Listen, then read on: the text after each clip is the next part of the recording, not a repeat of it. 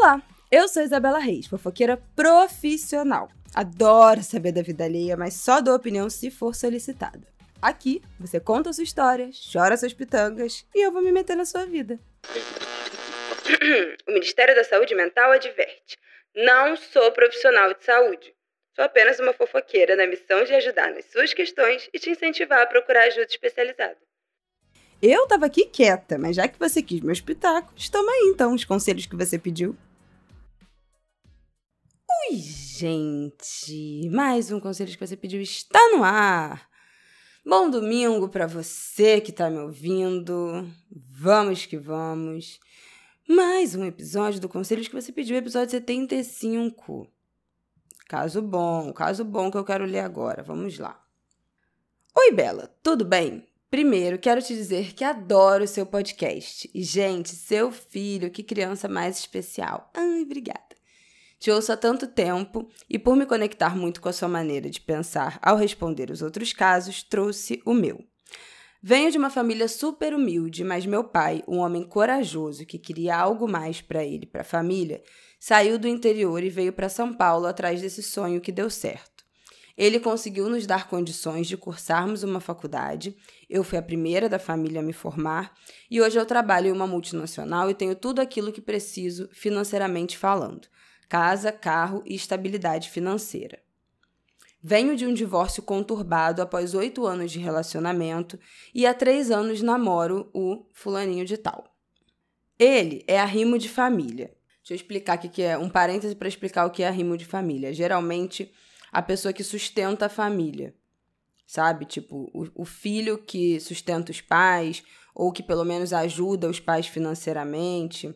Ele é arrimo de família, perdeu o pai cedo de forma traumática e desde então ele é o homem da casa.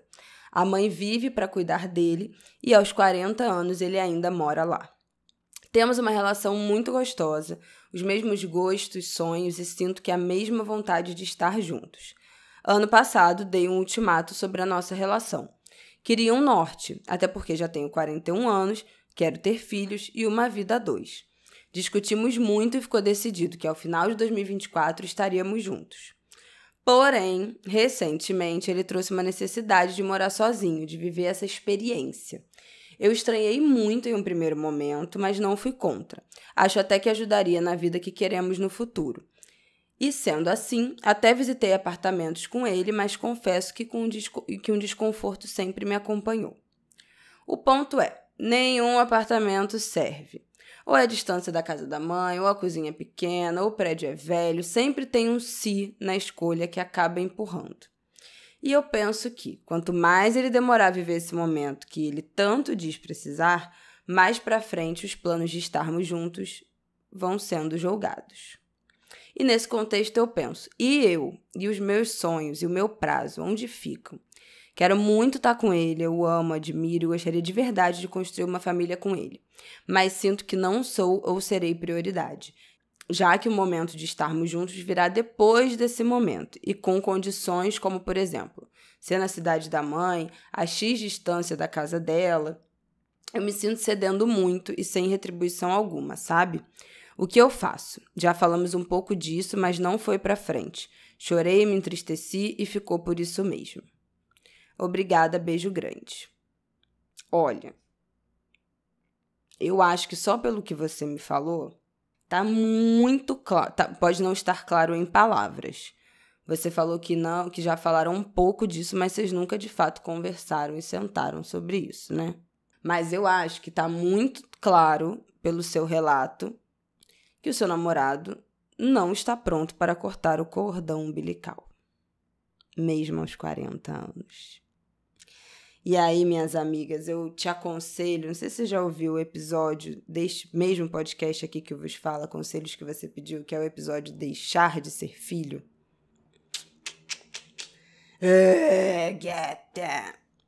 Eu acho que vale você ouvir esse episódio, porque eu acho que o seu namorado ainda não conseguiu cortar esse cordão umbilical de deixar de ser só filho da mãe dele para passar a ser um homem adulto, independente, que está querendo construir uma vida ao lado de sua namorada e ser pai, enfim.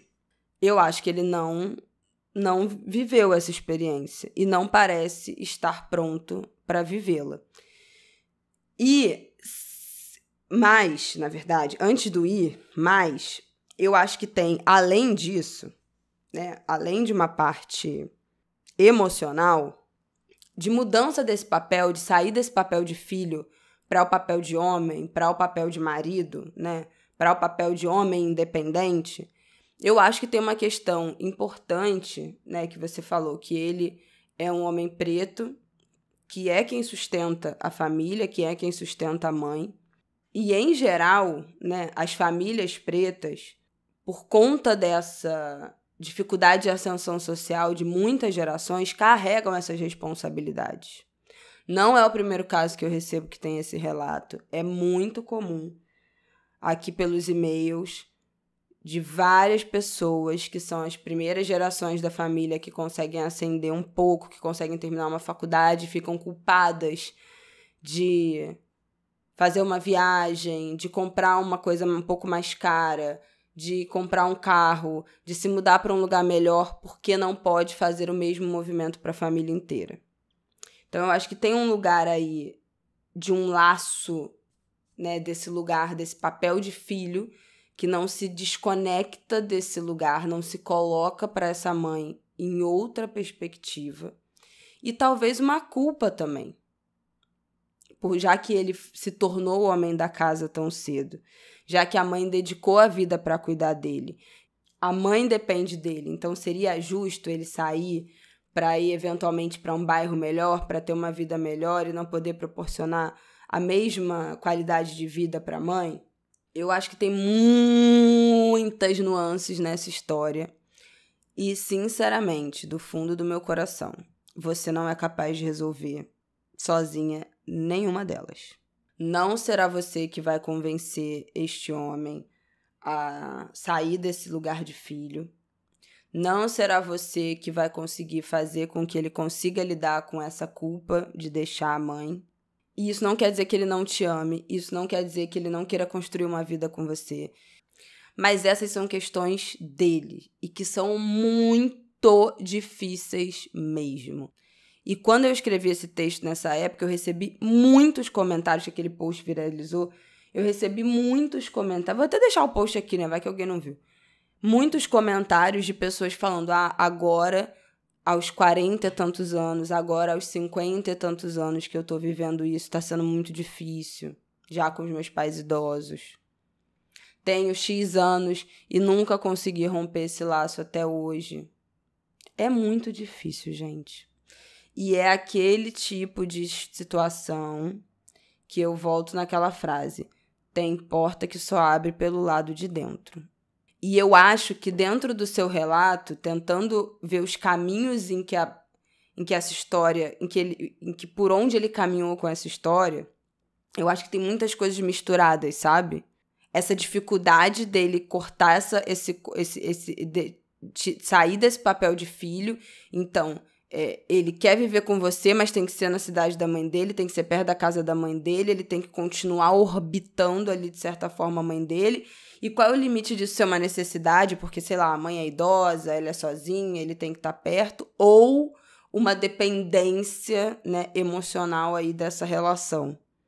Acho que tem o lado da culpa, né, de sair de casa, de deixar a mãe sozinha, essa culpa por ele ser o que sustenta a família. Mas acho que tem uma coisa legítima no meio desse caminho, que é essa vontade de morar sozinho. Eu entendo ele. E isso pode não ter nada a ver nem com a história da mãe e nem com um medo ou uma desistência de morar com você. Mas eu, por exemplo, eu sempre tive o sonho de morar sozinha. Eu sempre quis, na minha idealização, sair da casa da minha mãe, morar sozinha, morar completamente sozinha, e aí só depois de um tempo ir morar com um namorado, e aí só depois de um tempo ter filho. Mas, enfim, a vida é o que acontece enquanto a gente está fazendo nossos planos, né? E o fato é que eu já saí da casa da minha mãe grávida para ir morar com meu marido 1 mês depois, o meu filho nasceu. Então, é muito provável que eu nunca mais, se eu não me separar, eu nunca mais vou morar sozinha. Talvez eu nunca more sozinha. E eu acho que teria sido extremamente importante para mim ter morado sozinha.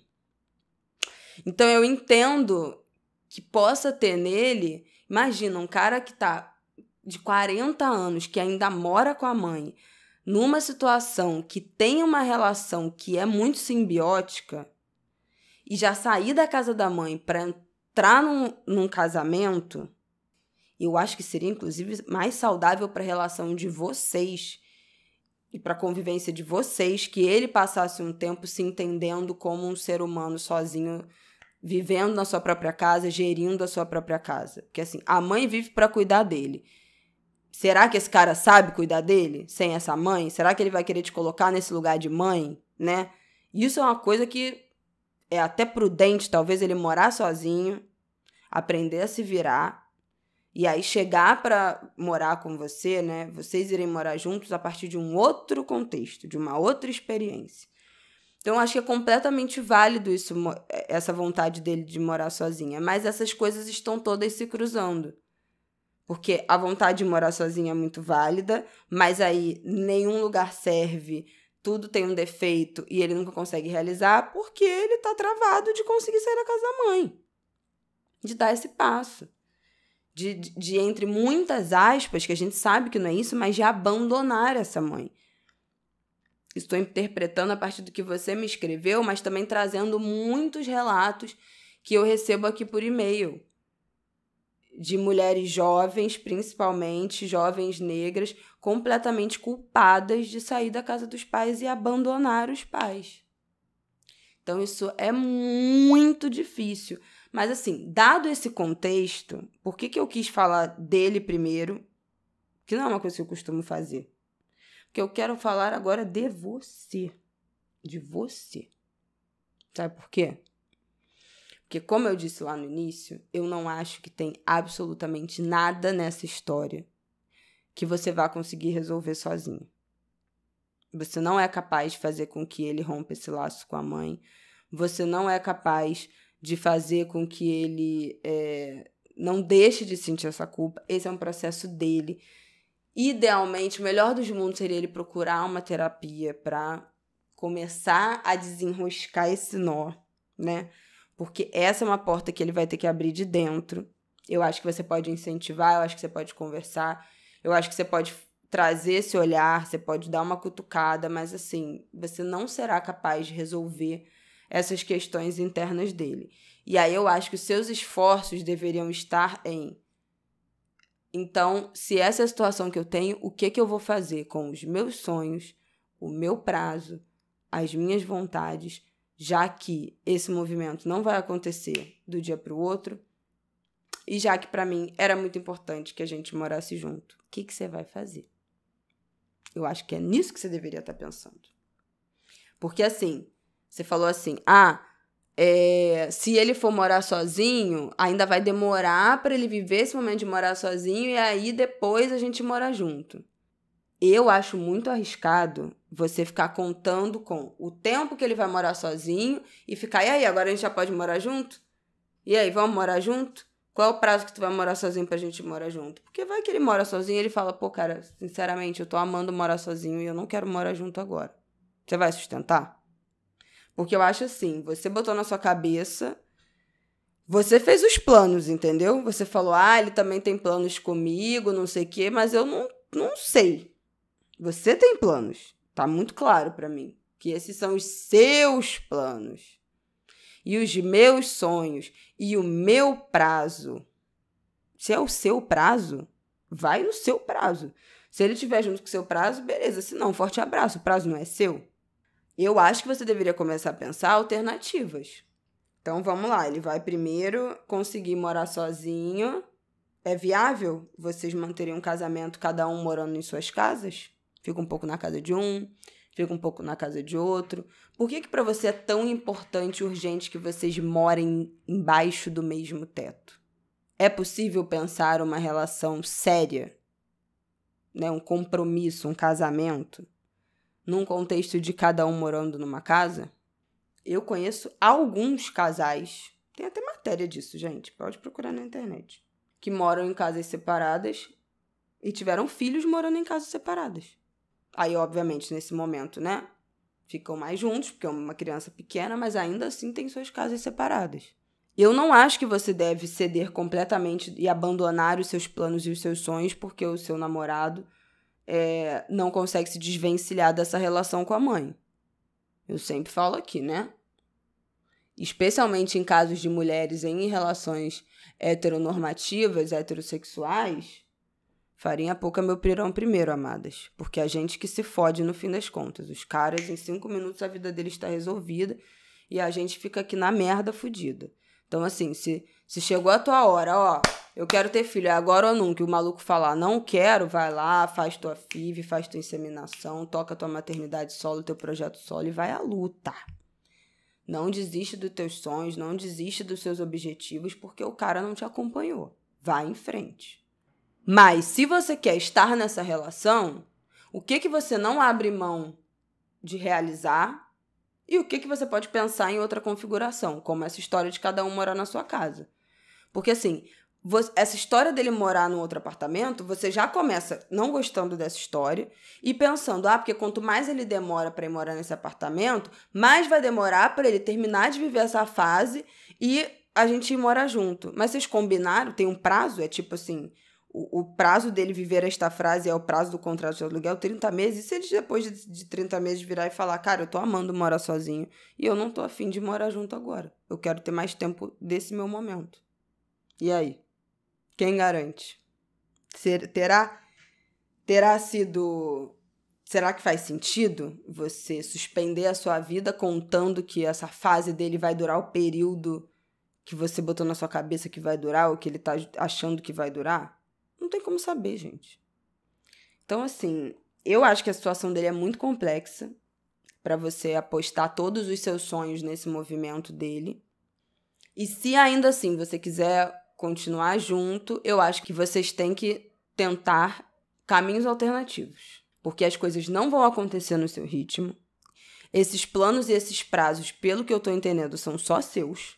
E não vão acontecer no ritmo que você quer que aconteça. E se esse cara desistir de morar sozinho nesse apartamento, sair da casa da mãe dele, nessa condição, dessa confusão mental que ele tá, pra ir direto morar com você, pode ter certeza que vai dar merda. Você pode forçar essa ruptura, você pode obrigar o cara a morar na sua casa e ele não terá rompido esse laço com a mãe. Ele ainda estará nesse papel. E aí vai virar aquelas histórias do marido que fica se reportando à mãe. Especialmente se vocês quiserem ter filho, não recomendo. Ter filho com um homem que ainda tem como principal papel de sua vida o de filho da mãe dele e não de homem, marido e pai, não é boa ideia. Vai lá ouvir o episódio, deixando de ser filho.